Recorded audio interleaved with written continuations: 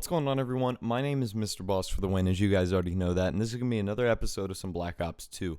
A little bit about the gameplay. The very first part was slow. I was kind of out of it. I think I was talking on the phone to someone, but then I really kind of pick it up and do well towards the end, so that's why I wanted to use this gameplay. Anyways, I'm going to talk about the Black Ops 2 first level of the campaign. Now, obviously, this isn't the footage of the campaign. We couldn't get any of that. But I'm going to tell you the plot and the storyline for the very first episode of the campaign. So I was at E3 and I was able to play this, and I'm going to first off say it's a lot of fun. At first, you're going to think it's scary because of all the new changes, the weapons, the vehicles, and such like that. But trust me, it's a lot of fun. You're going to enjoy it.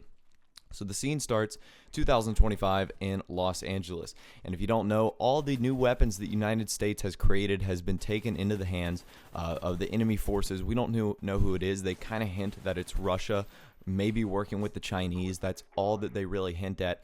And it's you driving on an evacuated highway, your Mason's son, with a few security guards, and the United States president, who for some reason was hanging out in Los Angeles during a war zone.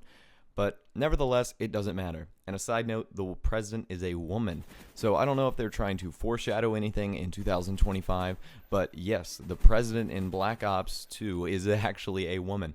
So they're trying to get the president out of basically out of Los Angeles, and the city's collapsing. There's these giant claw robots hanging around, and these quad rotor prototypes running around, and it's really scary.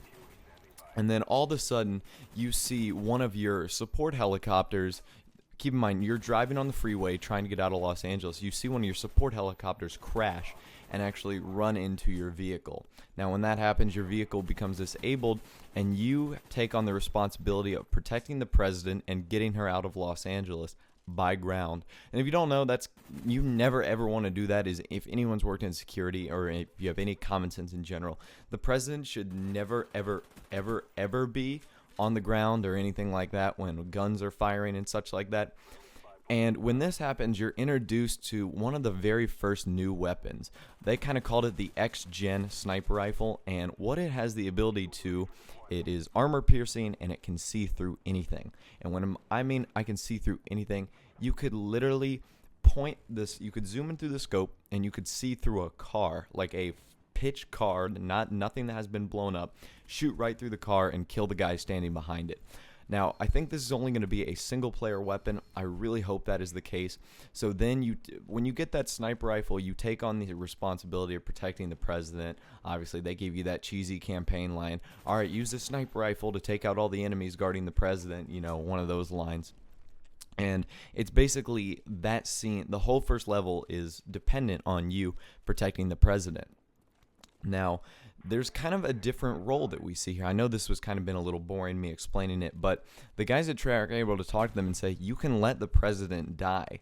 They said this campaign's more like an RPG. Obviously, you can't change clothing or stuff like that, but if you let the president die, the campaign's not going to start over. It's going to go on like the president died.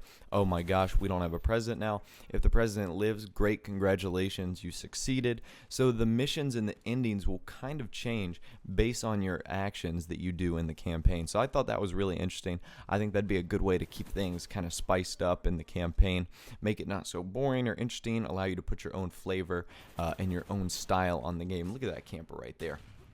But anyways, it was a lot of fun, and the first mission starts off with a bang. You get to see all of the all the new quad rotors, the claws.